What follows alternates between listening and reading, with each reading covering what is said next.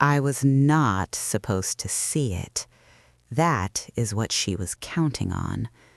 The charge was buried between ordinary things: electricity, insurance, groceries, small numbers that never raise suspicion.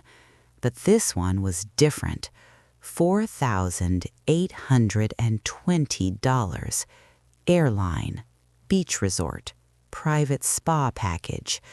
I stared at the screen for a long time, waiting for it to make sense. The night before, my daughter had called me in tears, telling me she was struggling. Bills were piling up, work had been unstable. She said she did not know how she was going to manage. And yet, there it was, paid in full, from my retirement account. Not a shared account, not a misunderstanding, my retirement. What she didn't know was that I still received paper statements, and I read every single line. I didn't call her. I didn't confront her. Not yet. Because before I said a word, I needed to know one thing. Was this a mistake, or was my daughter counting on the fact that I would never notice at all? The morning the statement arrived, nothing felt unusual. The house was quiet, the kind of quiet that comes after decades of routine. I made my tea the same way I always do: 1 spoon of honey, a slice of lemon, the newspaper folded beside me, unread. Retirement has a rhythm to it, slower, measured, intentional. I have always believed that if you plan carefully, you protect your future self. That is what my retirement fund represents to me. Years of discipline, years of saying no to vacations I could not afford, years of working late while others left early. That money was not sudden wealth. It was time I had stored for later. I did not check my statements out of fear. I checked them out of habit. People assume that once you reach a certain age, you stop paying attention, that you become less sharp, less aware, less involved.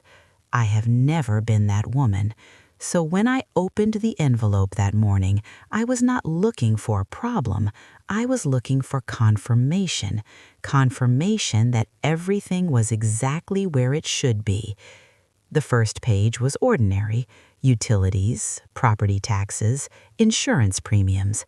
Then I turned the page: $4,820. I did not react immediately. I read it once, then again. Airline booking, luxury resort, spa package, all processed within 48 hours from my retirement account. There are moments in life when your mind refuses to accept what your eyes are seeing. I thought perhaps it was fraud. Perhaps someone had hacked the account. Perhaps the bank had made an error. But I did not panic. I have learned that panic clouds judgment. Instead, I did something simple. I walked to my desk, I opened my laptop, and I logged into the account directly. The charges were there, cleared, authorized, confirmed, and under the transaction details was a name I recognized instantly: my daughter. There is something particular about betrayal when it comes from your own child. It does not explode, it settles, quietly, like dust in a room you thought was clean. I leaned back in my chair and stared at the screen. The night before, she had called me. Her voice trembled. She told me work was unstable, that her husband's business had slowed, that she was trying to figure things out. She did not ask for money, but she described struggle in a way that prepares you to offer help. Now I understand why. The vacation had already been paid for. And what she didn't know was this: I never gave her direct access to my retirement fund, not formally. Years ago, when her father passed, I added her name as an emergency contact for account visibility in case something happened to me, in case I was hospitalized, in case decisions needed to be made quickly. It was an act of trust, not permission. And yet, the transfer had been processed. That meant she had logged in. That meant she had entered the authorization codes. That meant this was not accidental. It was deliberate. I did not cry. I did not feel anger the way movies portray it. What I felt was something much heavier. Disappointment layered with realization. I printed the statement, then I printed the detailed transaction history, every page, every line. I placed them neatly on my desk, and I sat there for a long time, not because I did not know what to do, but because I was deciding how I wanted to handle it. I could have called her immediately. I could have demanded an explanation. I could have accused her. Would you have? Or would you have waited to understand the full picture first? I chose silence, not because I was weak, but because silence gives you information. If she had taken that money believing I would never notice, then confrontation would come from anger. It would come from clarity. That afternoon, she called again, cheerful this time. She mentioned she might take a short break soon. She did not say where. She did not say how it was funded.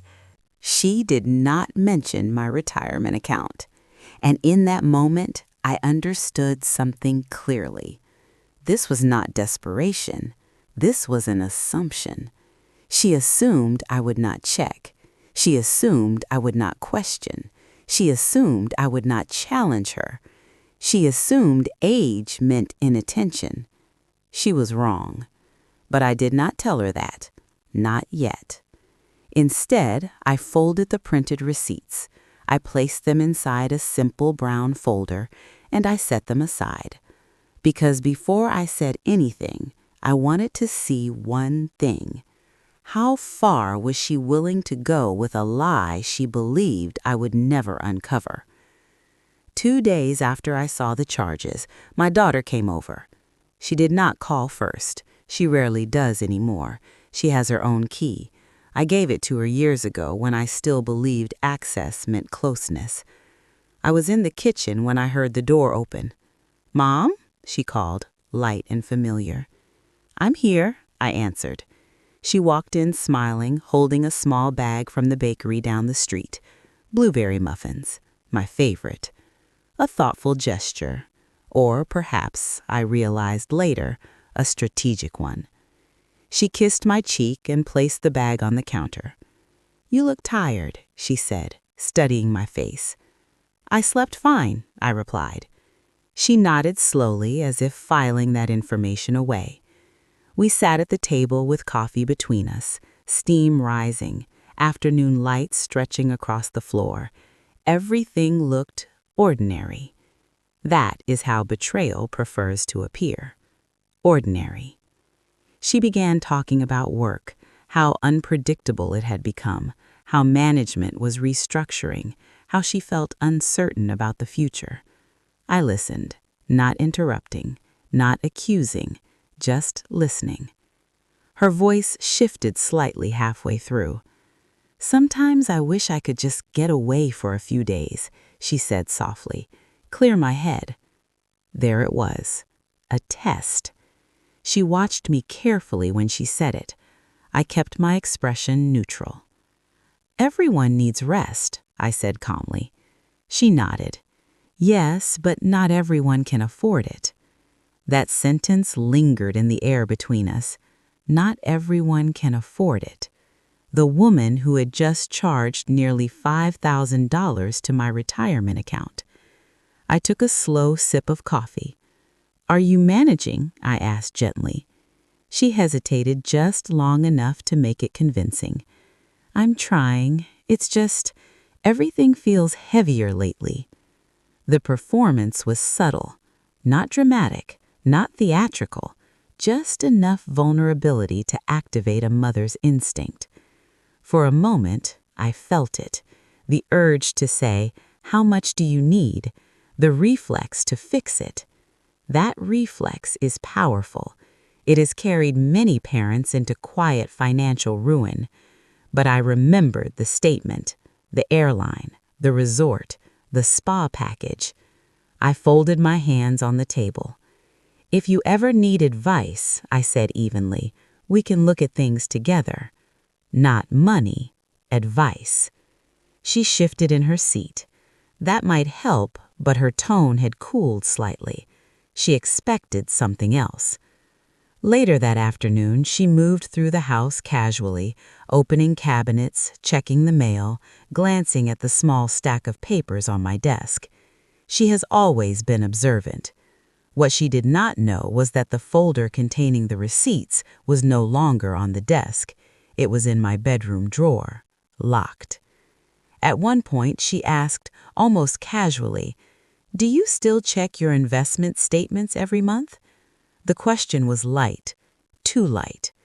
"Yes, I do," I answered, without hesitation. "I do." She laughed softly. "Mom, you don't have to worry about that stuff anymore. You should relax." Relax. I studied her face. There was no visible guilt, no visible fear, just confidence. Confidence built on assumption. That evening, as she prepared to leave, she paused at the door. "By the way," she said, "I might need to borrow a little soon, just until things stabilize." There it was, the second move. She had already taken the money. Now she was preparing the narrative. "How much?" I asked calmly. "I'm not sure yet," she said quickly. "I'll figure it out." I nodded. "Let me know when you do." She smiled, relieved. She thought the path was clear. After she left, the house felt quieter than usual. Not empty, just different. I walked to my bedroom, opened the drawer, and removed the folder. I placed the receipts on the bed and looked at them again. Airline confirmation numbers, reservation details, upgrade charges. This was not impulse spending. This was planned. And here is what settled heavily in my chest. She had not taken the money in a moment of panic. She had taken it with confidence. Confidence that I would never question her. Confidence that motherhood meant permanent access. I sat there and asked myself something difficult. If I confront her now, will she deny it? If I wait, will she reveal more? Would you have called her immediately?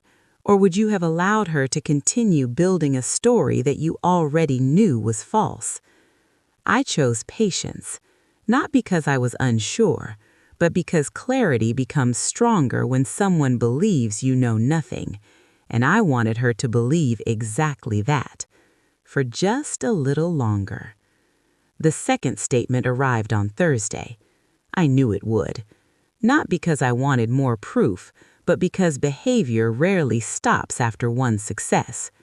When someone crosses a line and faces no resistance, the line moves. I made my tea again, sat in the same chair, opened the envelope. My hands were steady. There is a strange calm that comes when suspicion has already replaced surprise. The first charge had been large. The second was smaller, $960. Beach excursion package, private dinner reservation, additional resort fees, all processed after the initial $4,000. She had not only taken the money, she had continued using it, comfortably. I logged into the account again, scrolled through the details. The transaction timestamps told a story. The charges were made late at night, past midnight, when most people assume older parents are asleep. I leaned back slowly. This was not an accident, not confusion, not financial desperation. This was strategy.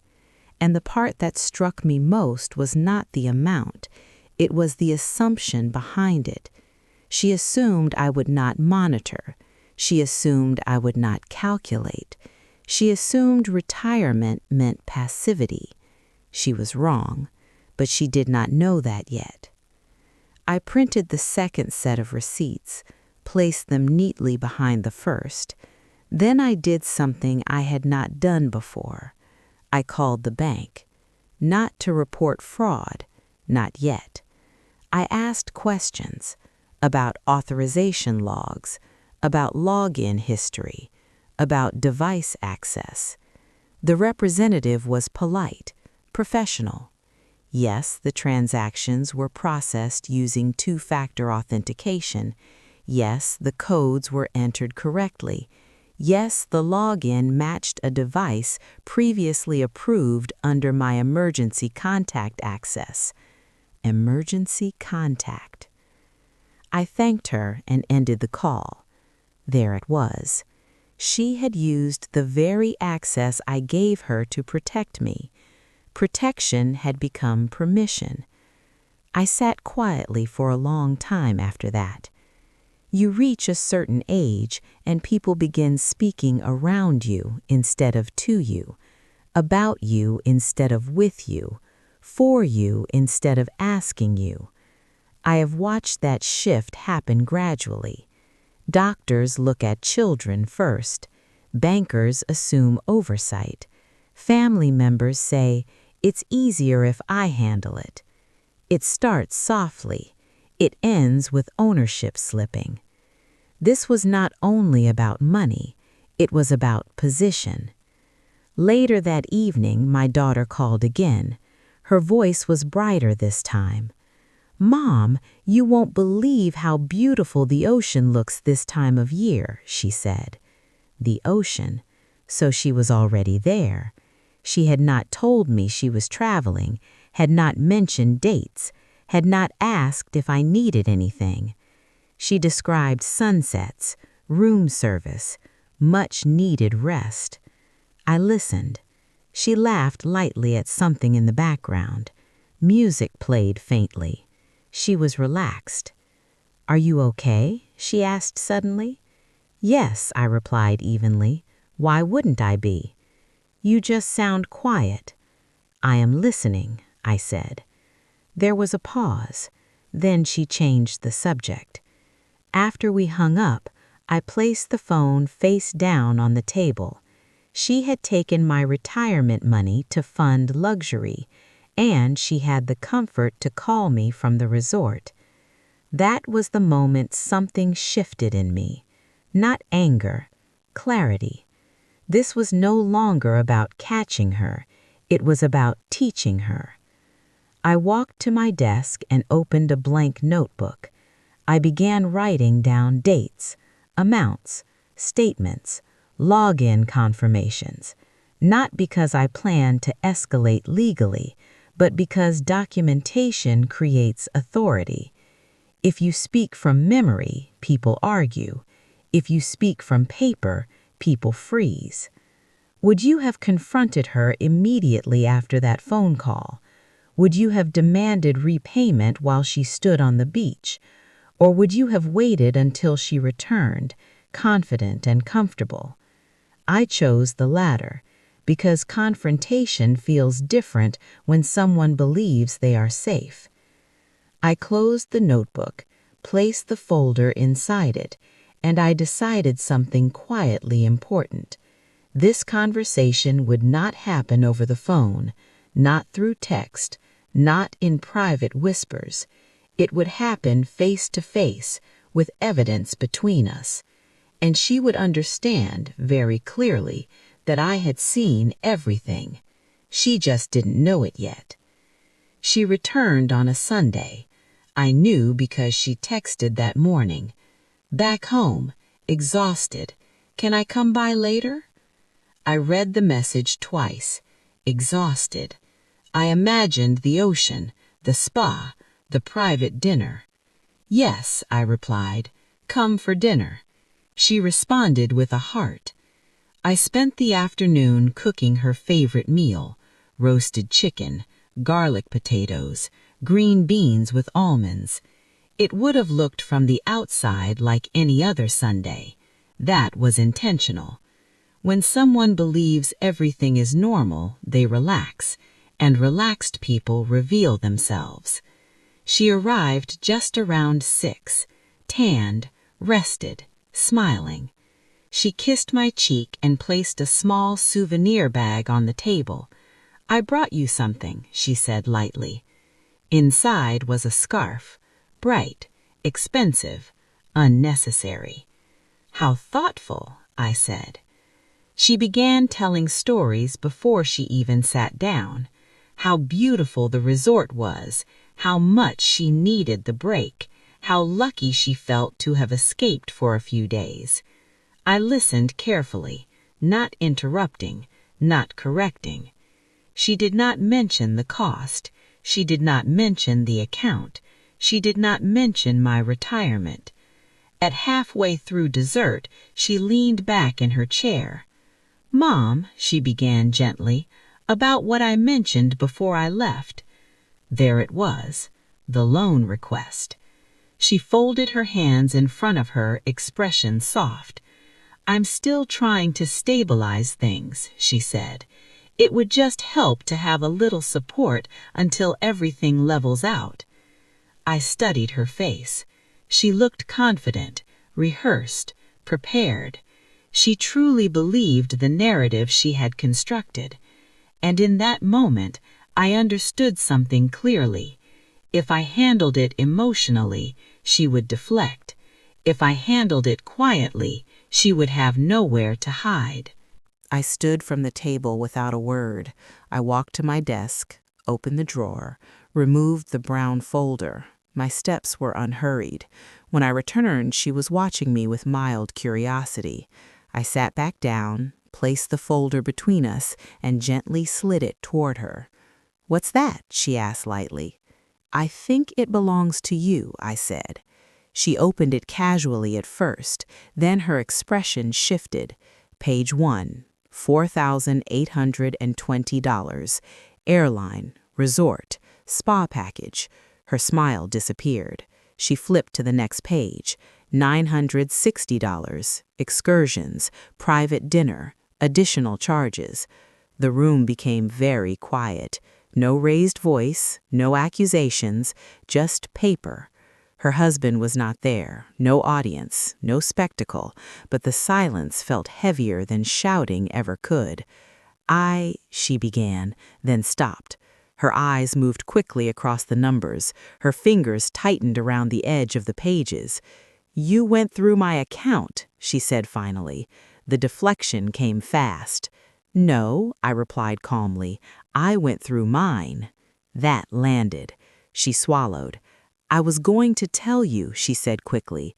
"Were you?" I asked gently. There was no anger in my voice. That unsettled her more than anger would have.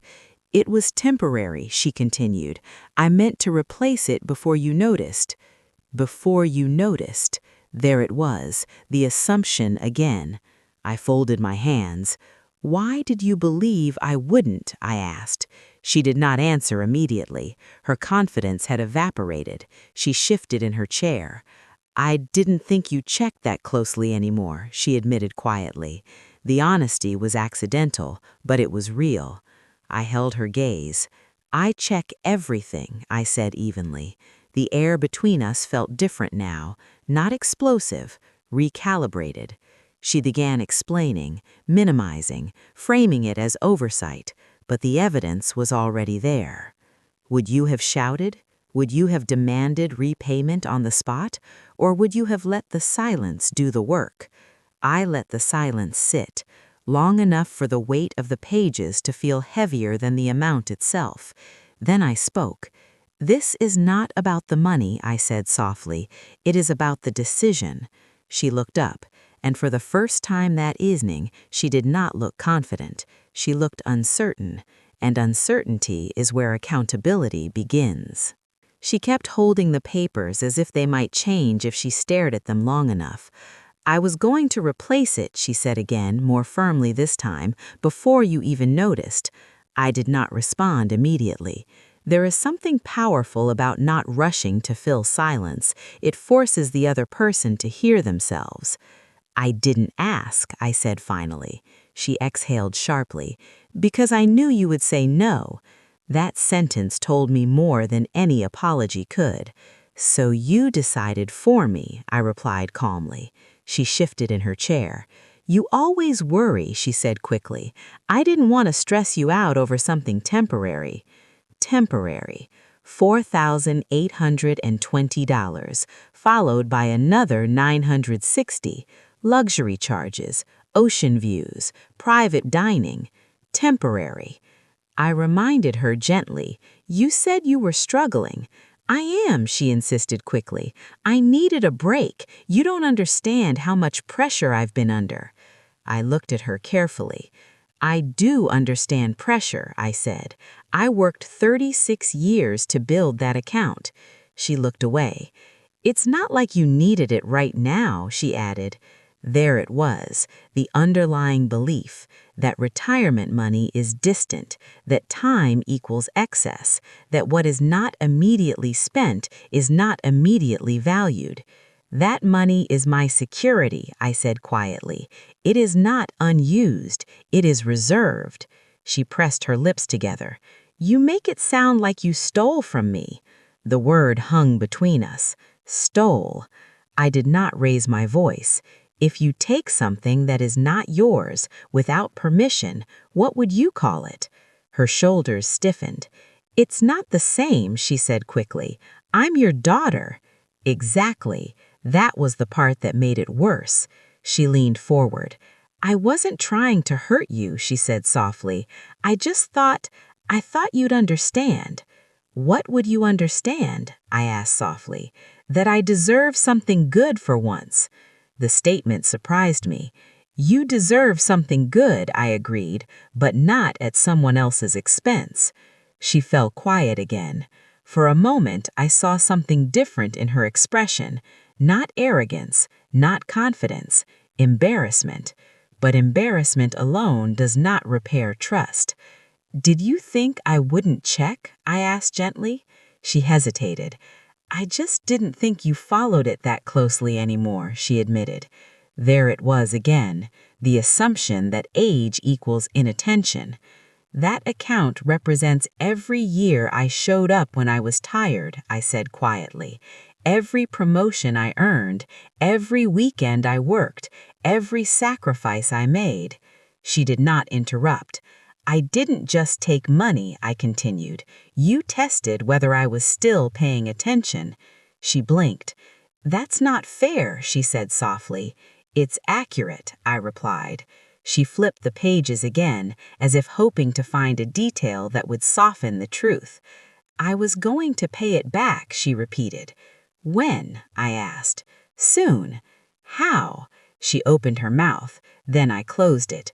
There was no plan. There had never been a plan. That realization shifted something in her posture. She leaned back, smaller now. I didn't think you'd make it this serious, she said quietly. Seriously. Trust is serious. Security is serious. Integrity is serious. I folded my hands calmly on the table. If I had taken money from your account without asking, I said, would you consider that small? She shook her head slowly. No. The room felt heavier, but clearer. This was no longer about catching her in a lie. It was about showing her the mirror. Do you know what hurt most? I asked. She looked up. Not the amount, I said. The confidence. Her brows knit slightly. You were confident I wouldn't notice. That landed deeper than accusation ever could. She looked down at the papers again. I didn't think you'd react like this, she whispered. How did you expect me to react? I asked calmly. Silence. And in that silence, something important shifted. Not her defense, her understanding.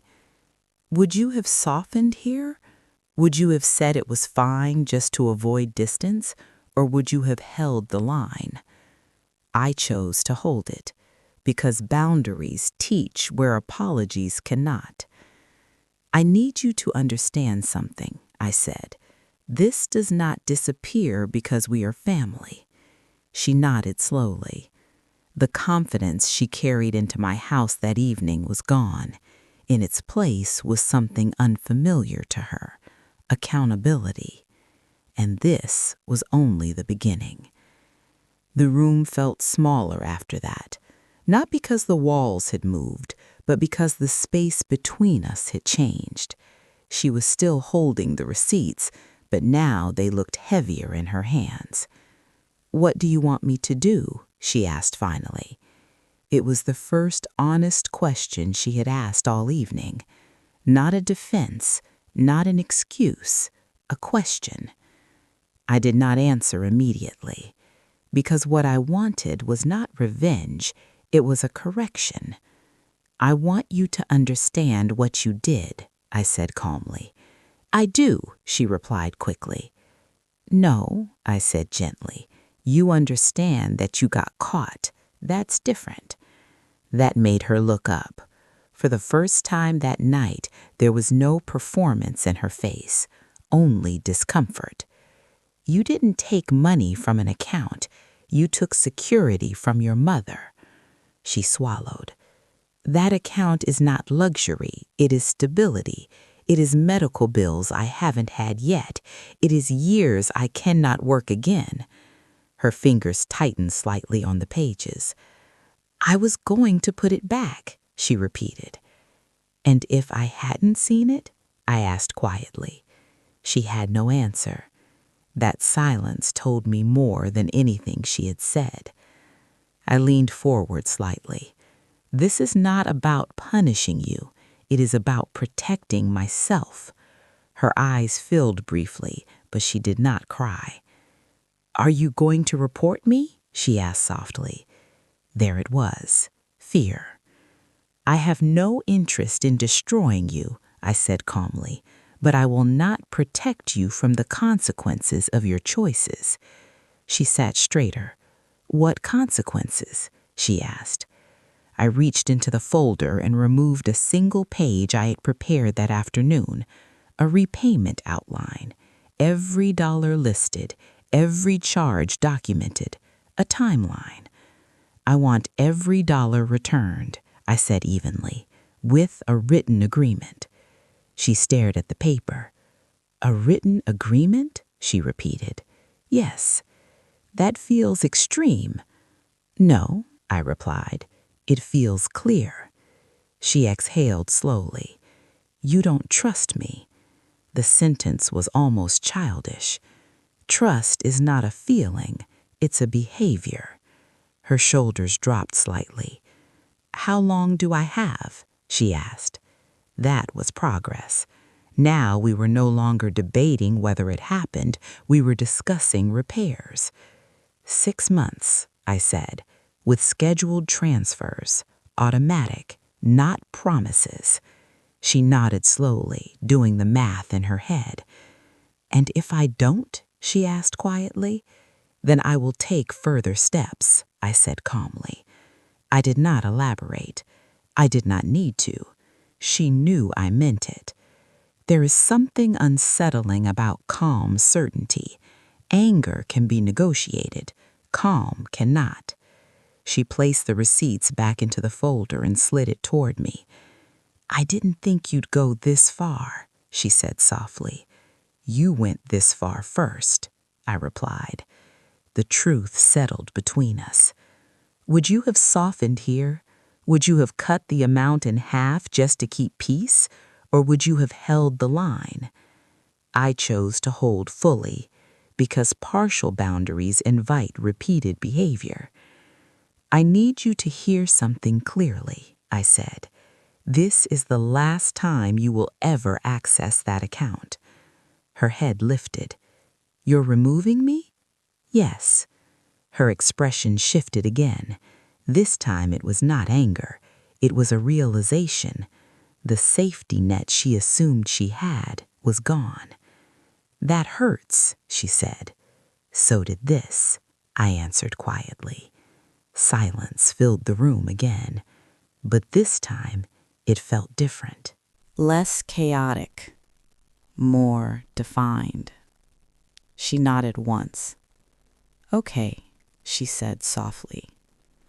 Okay was not an apology, but it was acceptance. And acceptance is where repair begins. I stood and walked her to the door. She paused before leaving. I really didn't think you'd notice, she admitted quietly. I know, I said. And that was the part that changed everything. The house felt different after she left. Not broken, rearranged. I cleared the dishes slowly, washed the plates, dried my hands. Ordinary movements help steady extraordinary moments. I did not feel triumph. I did not feel satisfied. I felt clarity. The next morning, I went to the bank in person, not because I had to, because I wanted to. There is something about walking into a building yourself that reinforces authority. The young man at the desk greeted me politely, called me ma'am, asked how he could help. I'd like to update access permissions on my retirement account, I said. He typed quickly. Removing secondary visibility and emergency login privileges, he asked. Yes, I replied calmly. Immediately. He glanced up briefly. Everything okay? Yes, I said. Everything is clear now. That was all. Paperwork signed, access revoked, two-factor authentication reset, new security questions created, control restored. As I stepped outside, the air felt cooler than usual, sharper. It was not dramatic. It was decisive. By afternoon, the phone began ringing. My daughter must have spoken to someone, perhaps her husband, perhaps her sister, perhaps both. The first call came from my younger sister. She's very upset, she began gently. I'm sure she is, I replied evenly. She says you embarrassed her. I did not raise my voice, I said. That's not what I mean. I knew what she meant. Holding someone accountable can feel like humiliation to the person who expected immunity. She's family, my sister added softly. So am I answered. Silence. Then, are you really making her sign something? Yes. That feels formal. So did the transfer, I replied calmly. The next call came from my son-in-law. His voice was cautious. She told me what happened. I assumed she would, I replied. She didn't mean harm. Harm doesn't require intention, I said quietly. He paused. I didn't know about the money, he admitted. I know, I said. That part, at least, was true. He looked shocked at dinner. I'll help her repay it, he added. That would be responsible, I said. There was no anger in my voice, just facts. By evening, my daughter called. Her tone was different now, less defensive, more careful. Why did you tell Auntie? I asked. I didn't. Another pause. She thinks you're being harsh. I'm being clear. You're making this bigger than it needed to be. No, I said calmly. You made it that big when you assumed I wouldn't notice. Silence. She exhaled slowly. I feel like you don't see how much pressure I'm under. I see it. I just don't accept that it justifies what you did. Her voice softened. You're changing. Yes, I answered. How? I am paying attention. That sentence hung between us, because this was not the first time someone had mistaken my calm for absence. This was not the first time someone had assumed I would absorb the impact quietly. You could have handled this privately, she said. I did, at my dinner table, with no one else present.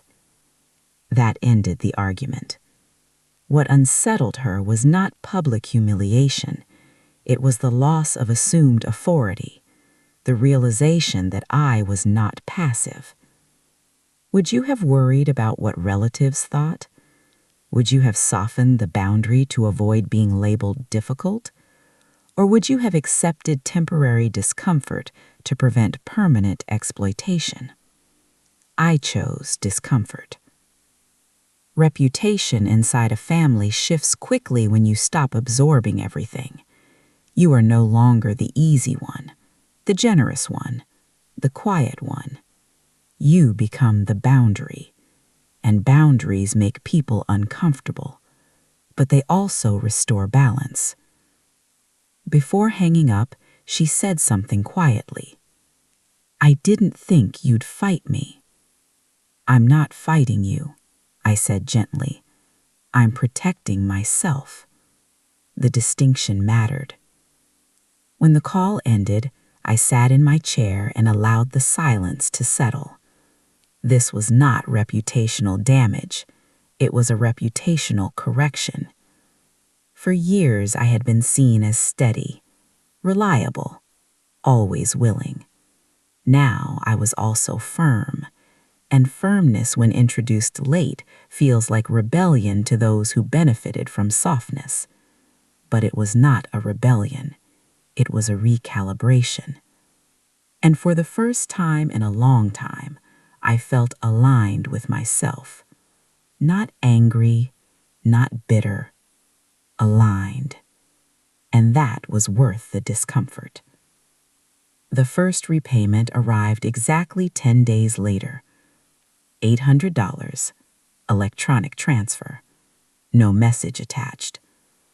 I stared at the notification on my phone for a long time before opening the account. There it was, a small correction inside a larger fracture. Money can be replaced. Trust takes longer. I did not text her to acknowledge it. I did not send gratitude. This was not a favor. It was repaired. The days that followed felt quieter than usual. Not hostile, just measured. She did not call as often. When she did, the conversations were shorter, careful, polite. It was as if we were both learning a new language, one without assumption, one without automatic access. A week later, she stopped by unannounced. She stood at the door differently this time, less confident, less certain. "Can I come in?" she asked. She had not asked that in years. "Yes," I said. We sat in the living room instead of the kitchen. The kitchen had been the site of correction. The living room felt neutral. "I've been thinking," she said quietly. "That's good," I replied. She looked down at her hands. "I didn't realize how much I relied on the idea that you would always fix things." That was the closest she had come to honesty. Parents fix what they can, but they are not emergency funds. She almost smiled at that. "I know," she said softly. There was a pause. "Do you hate me?" she asked suddenly. The question caught me off guard. "No," I answered immediately. "I am disappointed. That is different." She nodded slowly. "I've never seen you like that," she admitted. "So calm, so firm." "Calm is not the same as weak," I said gently. She looked at me differently then, not as a safety net, not as a background, as an adult. "I really didn't think you'd check that account," she said again, almost to herself. "I know," I replied, "and that's what scares me." She frowned slightly. "What does?" that you were comfortable assuming I was no longer paying attention. Silence settled between us. She swallowed. I think I got used to you being steady, and I mistook that for passive. That was closer to the truth. Steadiness can look like surrender to someone who benefits from it. I leaned back slowly. Steadiness means consistent, not invisible. Her eyes glistened briefly, but she blinked it back. I've already cut up the card I used for the trip, she said quietly. I don't want to be that person. I said, you weren't that person. You made that decision. There is a difference. Identity can change. Choices must be corrected. She stayed for another half hour. We did not rehash the details. We did not dramatize. We did not rebuild trust in one conversation. But something shifted. Not back to what it was, forward to something more honest. When she stood to leave, she paused. I know you didn't have to handle it the way you did. You could have ignored it. Yes, I replied. Why didn't you? I looked at her carefully. Because if I ignore something once, I teach you that you can repeat it. That answer landed. She nodded slowly. Okay, she said. No promises, no dramatic apology, just understanding. After she left, I sat alone in the quiet. The house did not feel emptier, it felt clearer. Would it have been easier to forgive immediately, to erase the tension and return to comfort? Yes, but easy forgiveness often invites repeated harm. Distance, when used correctly, does not destroy relationships, it recalibrates them. The second repayment arrived 2 weeks later, another $800, steady, on time. I opened the account and saw something I had not noticed before. Relief. Not because the money was returning, because the boundary was holding. And when a boundary holds, respect begins to grow in the space it creates. The final repayment arrived 6 months later, not in one dramatic transfer, not with a speech, just the last scheduled deposit, $820. I watched the balance update quietly on my screen. The account was whole again, but that was not the real restoration. Money returning does not automatically restore trust. Consistency does. In those 6 months, she did not miss a payment. She did not argue the agreement. She did not try to renegotiate the timeline. That mattered more than any apology. We saw each other occasionally. Birthdays, Sunday visits, short dinners. The conversations were different now, more direct, less assumed.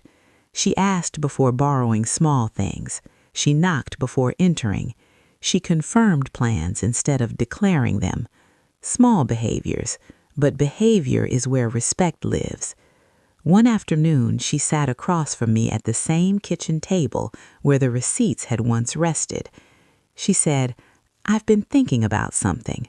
That's becoming a habit, I replied softly. She smiled faintly. I think I confused closeness with entitlement. That sentence was valuable than the repayment. Closeness is trust. Entitlement is an assumption. She nodded. I don't want to assume anything about you anymore. I looked at her carefully. You never should have. There was no sharpness in my tone, just the truth. She reached across the table and touched my hand lightly. I really didn't think you'd notice, she said one last time. I know, I answered, and that's what changed everything. Because this was never just about the receipts. It was about visibility, about whether I was still seen as capable, still alert, still present. Retirement does not mean disappearance. Age does not mean inattention. Calm does not mean unaware. I did not raise my voice. I did not shame her. I did not threaten her. I showed her the paper, and I held the line. Would our relationship ever return to what it was before? No, and that is not a loss. It is an upgrade. We are no longer operating on assumption. We are operating on clarity. The scarf she brought me from that trip still hangs in my closet. I did not wear it often, but I kept it. Not as a reminder of betrayal, as a reminder of correction. Because sometimes the most powerful thing you can do is this: notice, say nothing at first, and then speak only when you are certain. She thought I wouldn't see the receipts. She thought I wasn't paying attention. She was wrong.